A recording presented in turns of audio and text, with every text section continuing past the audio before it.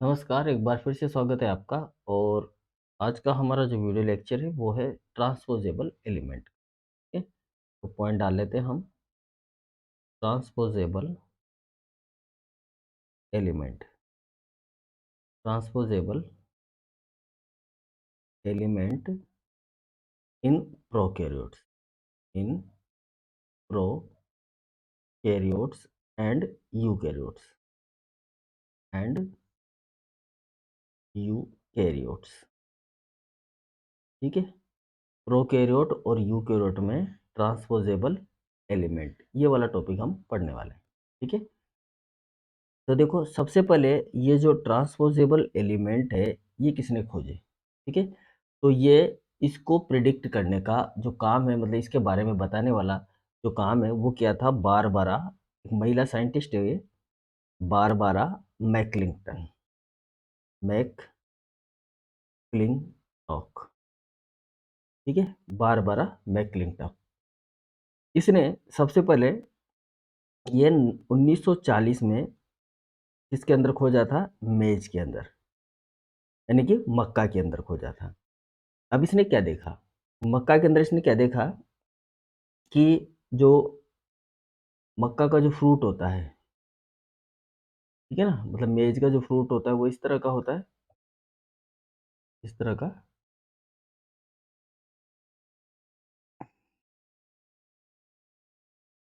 ठीक है, अब इसमें क्या है कि इस तरह से येलो कलर में सीड्स होते हैं सब, है ना, क्या होते हैं, सीड्स होते हैं। ध्यान से समझ लेना बात को, इसने क्या ऑब्जर्व किया था वो हम बता रहे हैं। ठीक, अब यहाँ पर क्या है कि इसमें सीड्स होते हैं, इस तरह से लाइन में सीड्स होते हैं मेज के अंदर। ठीक, ये मेज का फ्रूट है, ठीक है, जिसके अंदर इस तरह से सीड जो है वो बने हुए हैं, इस तरह से लाइन में सीड्स होते हैं। क्लियर, ये तो सभी जानते हैं, सबने देखा है, पूरा बनाने की जरूरत नहीं है, तो बनाए देते, थोड़ा समझ में आ जाएगी बात।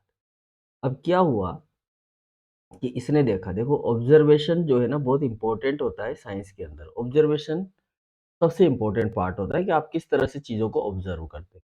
अगर आपको ऑब्जर्वेशन के थ्रू कुछ नई चीज़ मिलती है, हो सकता है आप कुछ नई चीज़ खोज दो। अब बरसों से चला आ रहा है, लोग खा रहे हैं मक्का को, कोई फर्क नहीं पड़ रहा।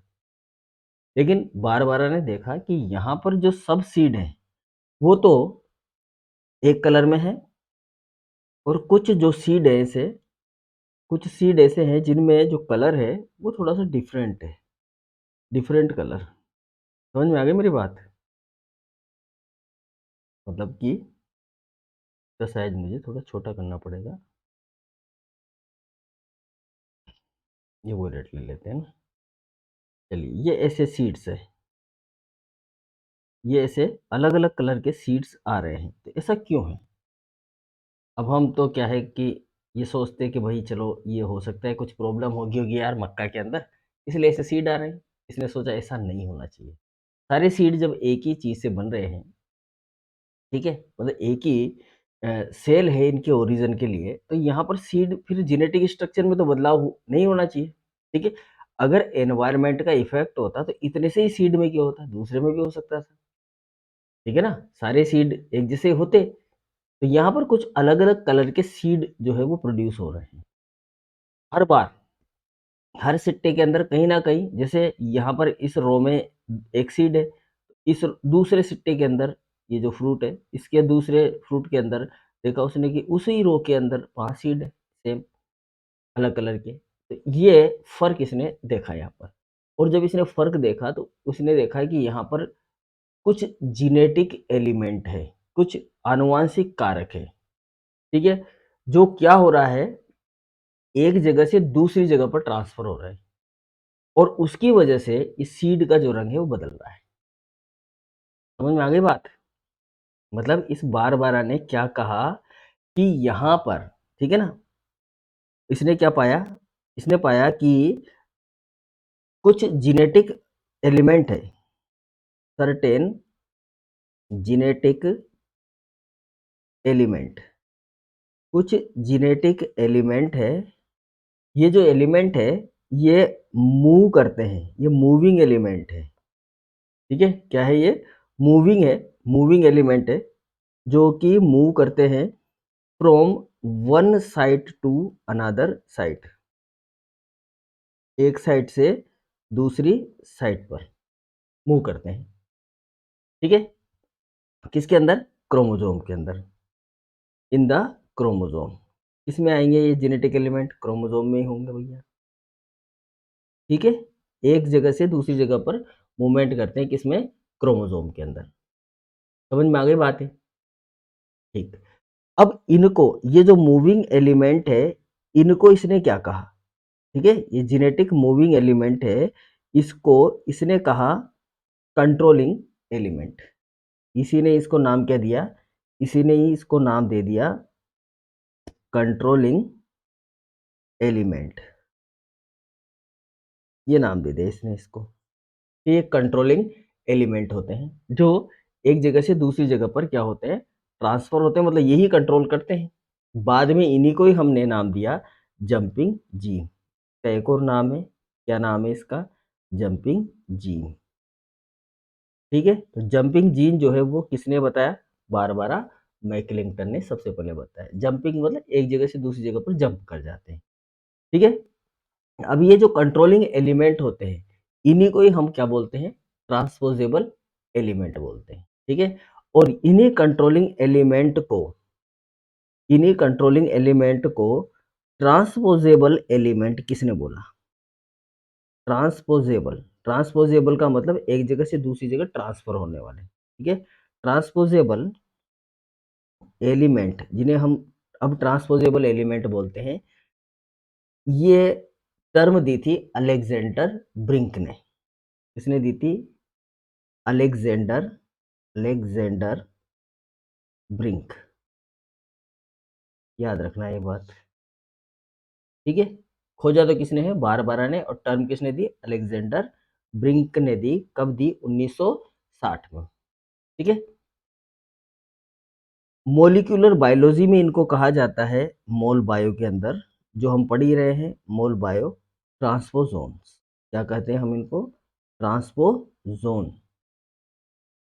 इनको हम बोलते हैं ट्रांसपोजोन्स। ठीक है, यहाँ तक की बात समझ में आ गई? इनको बोलते हैं हम ट्रांसपोजोन। अब ट्रांसपोजोन होते क्या है ये पढ़ते हैं अपन, क्योंकि हमें ये पढ़ना है ट्रांसपोजेबल एलिमेंट। ठीक है, तो ट्रांसपोजोन क्या होते हैं इसके बारे में हम बात कर रहे हैं, पॉइंट डाल लेते हैं। ट्रांसपोजोन्स, तो ट्रांसपोजोन होते हैं डीएनए के सीक्वेंस जो एक जगह से दूसरी जगह पर क्या कर सकते हैं? मूवमेंट कर सकते हैं। ठीक है, तो ऐसे डीएनए सीक्वेंस, जो कि एबल हो, which are able to move और इंसर्ट, या फिर ये इंसर्ट हो जाते हो अपने आप ही, insert itself at a new location, नई लोकेशन पर अपने आप ही क्या हो जाते हो? ये इंसर्ट हो जाते हो, या फिर ये जंप कर जाते हो या मूव कर जाते हो। किसके अंदर? इन द जीनोम, जीनोम के अंदर। ठीक है, इसे हम क्या बोलते हैं? ट्रांसपोजोन बोलते हैं। ठीक है, और इस प्रोसेस को, इस फेनोमेना को क्या बोला जाता है? इस फेनोमेना को, जिसमें जो जीन है वो मूव कर रहे हैं एक जगह से दूसरी जगह, ये जो ट्रांसपोजोन है एक जगह से दूसरी जगह मूव कर रहे हैं, इस फिनोमेना को बोलते हैं ट्रांसपोजिशन। क्या बोलते हैं इसको हम? ट्रांसपोजिशन बोलते हैं। याद रह जाएगी बात, क्या कहेंगे इसको हम? ट्रांसपोजिशन कहेंगे। ठीक है, अब ये ट्रांसपोजोन होते हैं, वो क्या होता है कि ये कुछ विशेष प्रकार की प्रोटीन जो होती है उसको प्रोड्यूस करते हैं। ठीक है, ये जो ट्रांसपोजोन होते हैं ये एनकोड करते हैं, एनकोड ए स्पेशल प्रोटीन, स्पेशल प्रोटीन, एक स्पेशल प्रोटीन को ये क्या करते हैं? एनकोड करते हैं, जिसे नाम दिया गया है ट्रांसपोजेज, क्या दिया गया है?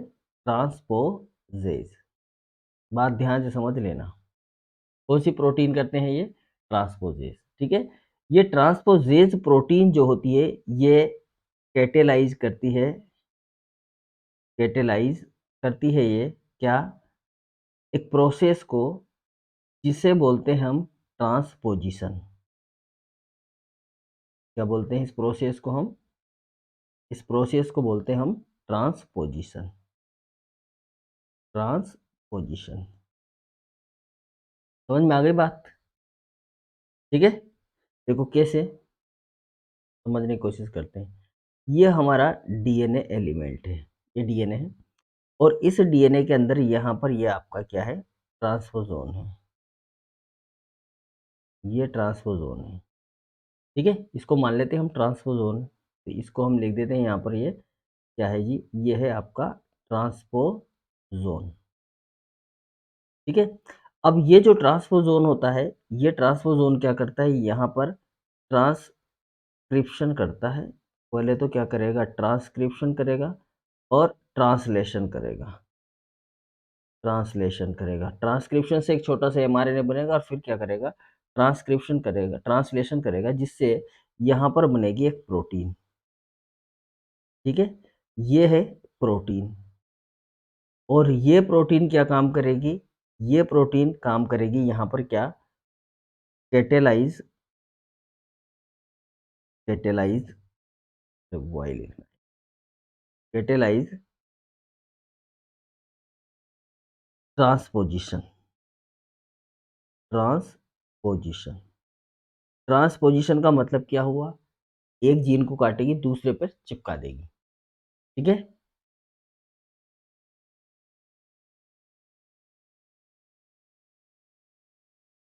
समझ में आ गया? चलो आगे बढ़ जाते हैं हम, ठीक है। इसको बोलेंगे हम ट्रांसपोजिशन। अब टाइप ऑफ ट्रांसपोजोन्स, ठीक है, पॉइंट डाल लेते हैं हम। टाइप ऑफ ट्रांसपोजोन्स,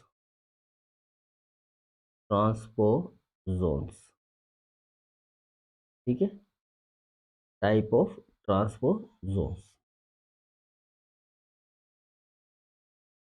ट्रांसपोजोन के प्रकार।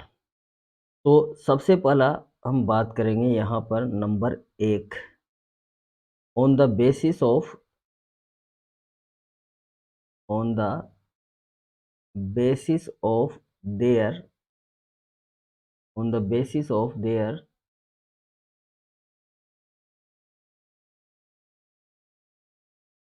transposition mechanism, their transposition mechanism, transposition के मैकेनिज्म के आधार पर, on the basis of their transposition mechanism, transposition mechanism के आधार पर सबसे पहला हमारे पास में ट्रांसपोजोन्स कौन कौन से होते हैं। तो पहला ट्रांसपोजोन होता है कट एंड पेस्ट ट्रांसपोजोन। सबसे पहला नंबर 1, इसको बोलते हैं हम कट एंड पेस्ट, मतलब ये काटेगा और फिर उसको पेस्ट करेगा, कट एंड पेस्ट ट्रांसपोजोन, ठीक है।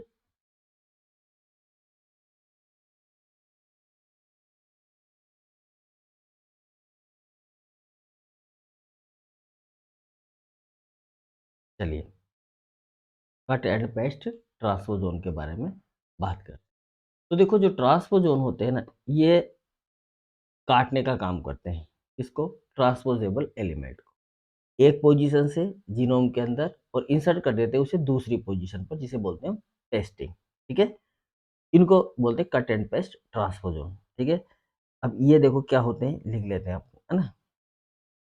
If transpose, it it transpose bye excision, जैसे ट्रांसपोजोन जो कट कर, एक्सीजन का मतलब होता है कटिंग,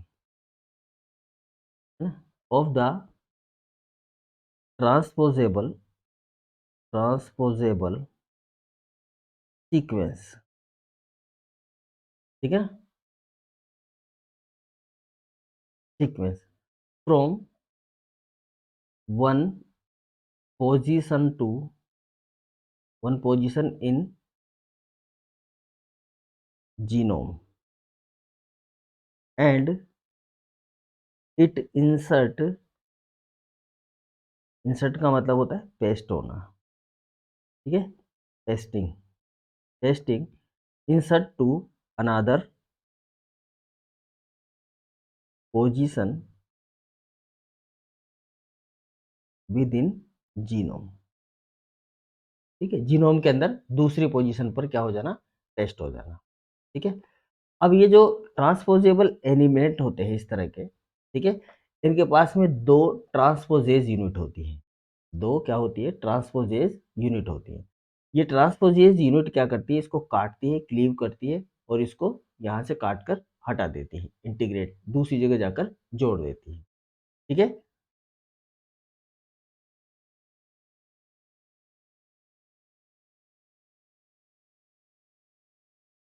चलिए इसका हम एक डायग्राम बना लेते हैं, है ना, देखो कैसे होता है कहानी पर, ठीक है। यहाँ पर देखो आप, ये जो कट एंड पेस्ट टाइप के जो ट्रांसपोजोन होते हैं उनकी स्ट्रक्चर जो होती है वो क्या होती है, इसके बारे में हम बात करते हैं। मान लेते हैं कि ये एक ट्रांसपोजोन है, ठीक है, ये क्या है आपका ट्रांसपोजेबल एलिमेंट, इसको हम बोलते हैं ट्रांसपोजेबल एलिमेंट, ये ट्रांसपोजोन है, ट्रांसपोजेबल एलिमेंट, ठीक है।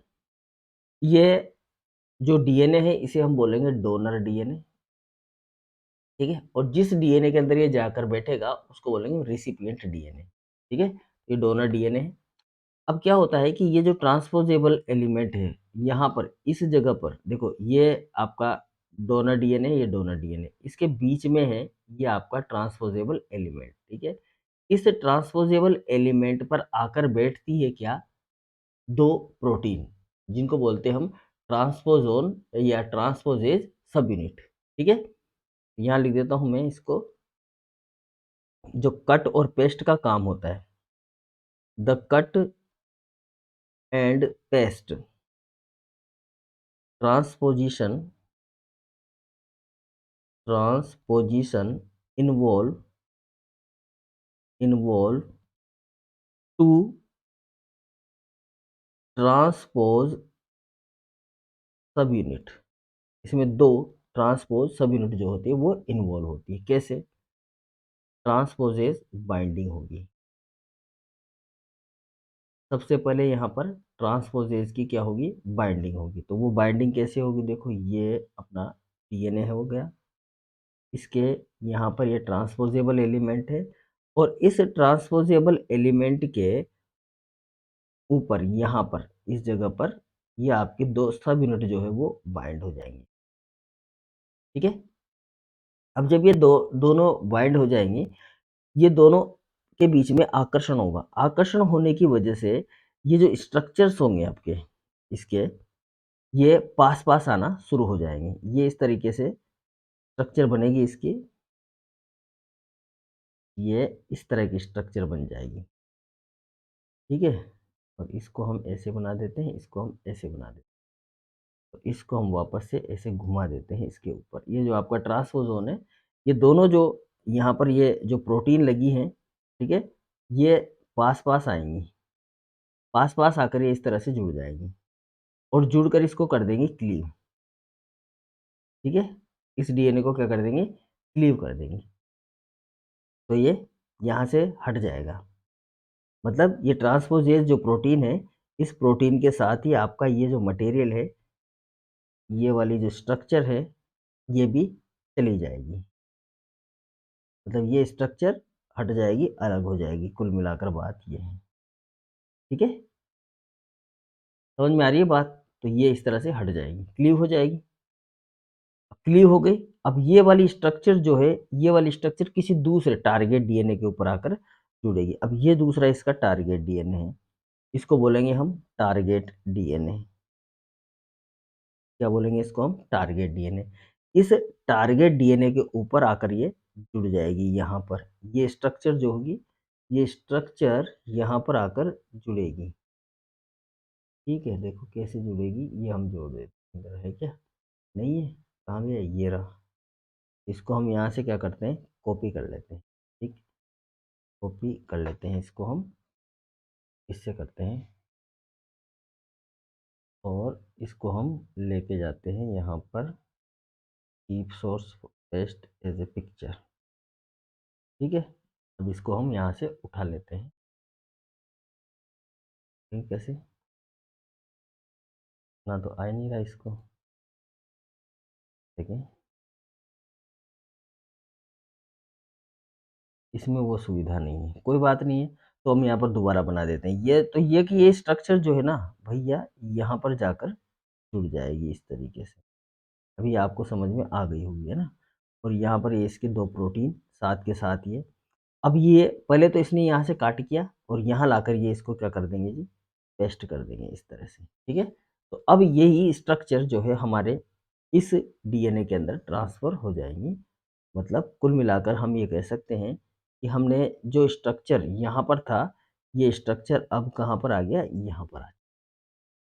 ठीक है, तो यहाँ से तो कट किया, और यहाँ आकर क्या हो गया, ये पेस्ट हो गया किसके अंदर, टारगेट डीएनए के अंदर। तो यहाँ पर ये दो जो सब यूनिट है, ये जो दो सब यूनिट है, ये दो सब यूनिट कहलाएंगे आपकी ट्रांसपोजेज सब यूनिट। क्या कहलाएंगे ये, ट्रांसपोजेज सब यूनिट कहलाएंगे। और ये जो ट्रांसपोजेज सब यूनिट होती है, ये सब यूनिट ही क्या करती है, यहाँ पर कट लगाने का काम करती है। तो ये कट लगाएंगी इसमें से, इस डीएनए से, तो ये डीएनए तो हो जाएगा अलग, मतलब ये तो हो जाएंगे अलग अलग दोनों। ठीक है, बाद में जुड़ जाएंगे, बाद में ये दोनों आपस में जुड़ जाएंगे। ठीक है, बाद में ये हो जाएंगी बराबर, और ये वाली स्ट्रक्चर जो है ये इस डीएनए में, टारगेट डीएनए को इस डीएनए के अंदर ट्रांसफर हो जाएगी। अब जब ये यहाँ पर ट्रांसफर हो जाएगी, तो ये इसके प्रमोटर का इस्तेमाल करके खुद के अपने प्रोटीन बनाएगी। ठीक है, अब इसके एग्जाम्पल भी लिख लेते हैं हम, कौन कौन से एग्जाम्पल है इसके। तो इस तरह के जो कट एंड पेस्ट जो होते हैं, उनके एग्जाम्पल की बात करें, तो इसके एग्जाम्पल होते हैं आईएस एलिमेंट, याद रखेंगे हम ये। ठीक है, पी एलिमेंट, ठीक है, एक होता है होबो एलिमेंट, होबो एलिमेंट। ठीक है, ये जो आईएस एलिमेंट होते हैं, ये तो पाए जाते हैं किसके अंदर, बैक्टीरिया के अंदर। पी एलिमेंट जो होते हैं, ये पाए जाते हैं मेज के अंदर। और ये जो होबो एलिमेंट होते हैं, ये पाए जाते हैं ड्रोजोफिला के अंदर। इसके अंदर पाए जाते हैं ड्रोजोफिला के अंदर, ड्रोजोफिला जो मक्खी होती है उसके अंदर पाए जाते हैं। तो ये हो गया हमारा कौन सा वाला जी, कट एंड पेस्ट वाला सेगमेंट। ठीक है, इसके बाद में हमारे पास आ जाता है नंबर 2, इसी का ही नंबर 2 पार्ट, जिसको हम बोलते हैं रेप्लिकेटिव ट्रांसपोजोन। कौन सा ट्रांसपोजोन, रेप्लिकेटिव ट्रांसपोजोन। ठीक है, अब ये जो रेप्लिकेटिव ट्रांसपोजोन होता है, इसमें क्या होता है कि जो हमारा ये सेगमेंट था, सेम सेगमेंट हम बात करेंगे डोनर डीएनए की, और डोनर डीएनए के पास में ये सीक्वेंस है आपका आईएस एलिमेंट, ये जिसको हम बोलेंगे यहाँ पर ट्रांसपोजोन या ट्रांसपोजेबल एलिमेंट। ठीक है, टीएस या टी बोलते हैं ना। ठीक है, ये जो ट्रांसपोजोन है, इसका होता है रेप्लिकेशन ओनली, इसका क्या होता है, रेप्लिकेशन होता है। और रेप्लिकेशन होने के बाद ये कौन सा डीएनए है, डोनर डीएनए, डोनर डीएनए इसको बोलेंगे हम। रेप्लिकेशन हो गया, तो रेप्लिकेशन से ये वाला सेगमेंट बन गया, यहाँ पर छोटा सा एक पार्ट बन गया इसका। ठीक है, ये सेगमेंट बन गया। अब ये जो सेगमेंट है, ये ट्रांसफर हो जाता है किसके अंदर, ये ट्रांसफर कर दिया जाता है, ये ट्रांसफर हो जाता है किसके अंदर, हो जाएगा ट्रांसफर ये दो, जो रिसिपिएंट डीएनए होगा उसके अंदर। इसको हम क्या बोलेंगे, इसको बोलेंगे हम रिसिपिएंट डीएनए। ये रिसिपिएंट डीएनए होगा, इस रिसिपिएंट डीएनए में यहाँ पर ये ट्रांसफ़र हो जाएंगे, और ट्रांसफ़र हो जाएंगे तो किस तरह से हो जाएंगे जी, ये इस तरह से ट्रांसफ़र हो जाएंगे। ये हो जाएगा आपका ट्रांसफ़र यहाँ पर इस तरीके से। ठीक है, तो रिसिपिएंट डीएनए में ये इस तरीके से ट्रांसपोज हो जाएगी। बात समझ में आ गई। तो ये जो जो ट्रांसपोजेबल एलिमेंट या ट्रांसपोजेबल यूनिट है, ये यहाँ पर क्या होती है, कॉपी होती है। समझ में आई बात आपको, रेप्लिकेशन का मतलब क्या हो गया, यहाँ पर इसकी एक कॉपी बनती है, कॉपी बना ली इसने। ठीक है, और ये कॉपी जो है, ये इंसर्ट हो जाएगी, ये कॉपी इंसर्ट हो जाती है किसके अंदर, रिसिपिएंट डीएनए के, ठीक है। यहाँ पर जो डोनर साइट है उसमें कोई चेंजेस नहीं है, कटी नहीं है। देखो पहले वाले में क्या था, कटकर अलग हो गई थी, कटकर अलग हो गई थी, लेकिन इसके अंदर ये कटती नहीं है, ये यहीं पर ही रहती है, ऐसे कैसे रहती है। इसलिए हम ये कह रहे हैं कि ये यूनिट जो है वो चेंज नहीं होती, ठीक है। तो इस तरह का जो सिस्टम होता है ट्रांसपोजिशन का, ठीक है, इसमें जो दोनों डीएनए होते हैं, ये डोनर डीएनए और आपका रिसिपिएंट डीएनए, ठीक है, इन दोनों में ही ये ट्रांसपोजेबल एलिमेंट प्रेजेंट होते हैं, ट्रांसपोजिशन के बावजूद भी, ठीक है। अब इसका एग्जाम्पल कौन सा है, तो इसके एग्जाम्पल की अगर हम बात करें तो इसमें आते हैं अपने TN3 एलिमेंट। ये TN3 एलिमेंट जो होते हैं ये पाए जाते हैं किसके अंदर, बैक्टीरियाज के अंदर। ऐसी कहानी ज़्यादातर किसमें होती है, रेप्लिकेटिव ट्रांसपोज़ोन की, बैक्टीरिया के अंदर। देखो यूकेरियोटिक कोशिकाओं में तो इसलिए नहीं हो सकती क्योंकि यहाँ पर 24 घंटे लगते हैं। बैक्टीरिया में 20 मिनट में सारा काम हो जाता है ना, इसलिए वहाँ थोड़ा जल्दी होता है सारा काम, इसलिए वहाँ पर ऐसे पाए जाते हैं, ठीक है। अब आ जाओ लास्ट एंड फाइनल नंबर 3, पहले वाले का नंबर 3, तीसरा पार्ट।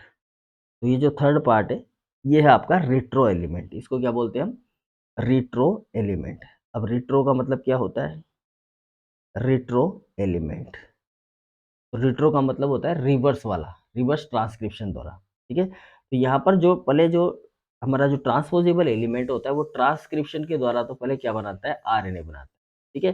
फिर इस आरएनए का ही इस्तेमाल किया जाता है किसमें, वापस से डीएनए बनाने में। और फिर वो जो डीएनए होता है वो डीएनए जो होता है अ, एक तरह से इंटरमीडिएट का काम करेगा आरएनए यहाँ पर, और वो डीएनए बनेगा और वो डीएनए ट्रांसपोज हो जाता है किसके अंदर, आपके नए डीएनए के अंदर, मतलब जो रिसिपिएंट डीएनए होता है उसके अंदर वो ट्रांसपोजिशन हो जाता है, ठीक है। समझ में आए बात, चलिए तो इसकी बात करते हैं हम रेट्रो ट्रांसपोजोन की। देखो तो रेट्रो ट्रांसपोजोन में क्या होता है भाई, रेट्रो ट्रांसपोजोन की अगर हम बात करें तो यहाँ पर ये हमारा डीएनए एलिमेंट होता है इस तरह से रेट्रो ट्रांसपोजोन के अंदर, और इसके अंदर ये आपका ट्रांसपोजोन होता है, ठीक है। तो इसको बोलेंगे हम ट्रांसपोजेबल एलिमेंट, ठीक। तो ये जो ट्रांसपोजेबल एलिमेंट होता है, सबसे पहले तो ये जो एलिमेंट है ये डोनर डीएनए है आपका, कौन सा डीएनए है, डोनर डीएनए है। इसका होता है ट्रांसक्रिप्शन, सबसे पहले इसका क्या होगा, ट्रांसक्रिप्शन होगा। ट्रांसक्रिप्शन के बाद में ये क्या बनाएगा, यहाँ पर एक ये बनाएगा आपका आरएनए, ठीक है, सिंगल स्ट्रैंडेड आरएनए बनाएगा, ठीक है। तो ये बन गया आपका आरएनए। अब ये जो सिंगल स्ट्रैंडेड आरएनए है, ये सिंगल स्ट्रैंडेड आरएनए करेगा यहाँ पर रिवर्स ट्रांसक्रिप्शन, रिवर्स ट्रांसक्रिप्शन करेगा। रिवर्स ट्रांसक्रिप्शन का मतलब है यहाँ पर जिस तरह से वायरस के अंदर होता है, वायरस करते हैं रिवर्स ट्रांसक्रिप्शन, वैसे ये रिवर्स ट्रांसक्रिप्शन करेगा और वापस से एक डीएनए जो है वो बनाएगा ये, मतलब कि ये एक डीएनए बनाएगा। इस डीएनए को हम बोलेंगे सीडीएनए, क्या बोलेंगे, सीडीएनए बोलेंगे। अब ये जो सीडीएनए होगा ये कैसा होगा, सिंगल स्ट्रैंडेड होगा, ये ध्यान रखना। ये सिंगल स्ट्रैंडेड सीडीएनए कन्वर्ट होगा किसके अंदर, ये सीडीएनए कन्वर्ट होगा डबल स्ट्रैंडेड डीएनए के अंदर, converted to double stranded DNA. अभी ये जो सीडीएनए बना है ये तो कैसा है, सिंगल स्ट्रैंडेड है। अभी इसको कन्वर्ट होना पड़ेगा किसके अंदर, डबल स्ट्रैंडेड डीएनए के अंदर। तो ये डबल स्ट्रैंडेड डीएनए के अंदर इस तरह से कन्वर्ट हो गया, ठीक है, ये कन्वर्ट हो गया। अब इस कन्वर्जन को हम बना देते हैं वापस से किस कलर का, ग्रीन कलर का, ये इस तरह से कन्वर्ट हो गया, ठीक है। अब ये डबल स्टैंडर्ड डीएनए बन गया आपका। ये डबल स्टैंडर्ड डीएनए इंसर्ट हो जाएगा, अब ये इंसर्ट होगा किसके अंदर, दूसरे नए डीएनए के अंदर, इंसर्ट इनटू रिसिपिएंट डीएनए। और ये रिसिपिएंट डीएनए कौन सा होगा हमारा, ये रिसिपिएंट डीएनए होगा ये इस तरह का, जिसके अंदर हमारा ये ग्रीन कलर का भाई साहब एंट्री ले लेंगे इसके अंदर, ये डबल स्टैंडर्ड डीएनए आपका इस तरह, ठीक है, समझ में आ गया। तो ये इस तरीके से एंट्री लेंगे। ऐसे वाले जो ट्रांसपोजेबल एलिमेंट है वो कहलाते हैं आपके रेट्रो ट्रांसपोजोन या रेट्रो एलिमेंट। ठीक है, अब ये जो रेट्रो एलिमेंट होते हैं ये भी दो तरह के होते हैं। ये तो समझ में आ गया प्रोसेस। तो ये जो रेट्रो एलिमेंट है हमारे पास में, ये भी कितने प्रकार के हैं? दो प्रकार के। इसमें पहला है आपका रेट्रो वायरस लाइक एलिमेंट। ठीक है, ये जो रेट्रोवायरस लाइक एलिमेंट होते हैं, ये इनके जो टर्मिनल पार्ट होते हैं, ये जो शीर्ष वाला जो पार्ट होता है ना इसका, इन एलिमेंट्स का, तो ये जो शीर्ष वाला सिरा होता है, बाहर वाला ऊपर वाला, ये समझ में आ रहा होगा आपको। ये जो यहाँ पर जो सीक्वेंस होती है वो लॉन्ग होती है, मतलब बड़ी, इसलिए इनको हम क्या बोलते हैं? एलटीआर। ये रेट्रो ट्रांसपोजोन जो होते हैं ये क्या करते हैं? कैरी करते हैं लॉन्ग टर्मिनल रिपीट्स को, लॉन्ग टर्मिनल रिपीट्स। ठीक है, अब ये लॉन्ग टर्मिनल रिपीट्स को हम जैसे शॉर्ट में लिख देते हैं एल टी आर्स। ठीक है, याद रखना ये बात। ठीक है, एल टी आर्स आगे भी आएगा। इसके एग्जाम्पल कौन कौन से हमारे पास? तो इसके एग्जाम्पल है हमारे पास में कोपिया, ठीक है, gypsy, copia and gypsy. Gypsy element इसमें पाए जाते हैं, ये कोपिया एंड जिप्सी एलिमेंट ये पाए जाते हैं ड्रोजोफिला के अंदर, ड्रोजोफिला। ठीक है, ड्रोजोफिला के अंदर ये प्रेजेंट होते हैं आपके। तो ये हो गया हमारा कौन सा? Retro virus like element. ये तो होंगे ऐसे ही, लेकिन इनके जो टर्मिनल सीक्वेंस होंगे वो कैसे होंगे? लॉन्ग होंगे। दूसरे प्रकार के जो हैं वो हमारे पास है रिट्रोपोजोन। उनको क्या बोलते हैं? रिट्रोपोजोन्स। ये जो रिट्रोपोजोन्स होते हैं इनमें जो एलटीआर होते हैं वो एब्सेंट होते हैं। तो यहाँ पर जो एलटीआर्स होते हैं वो क्या होते हैं? एबसेंट होते हैं। ठीक है, इनको हम बोलते हैं लाइंस और साइंस। इसके एग्जाम्पल है हमारे पास में LINES, लाइंस एंड साइंस।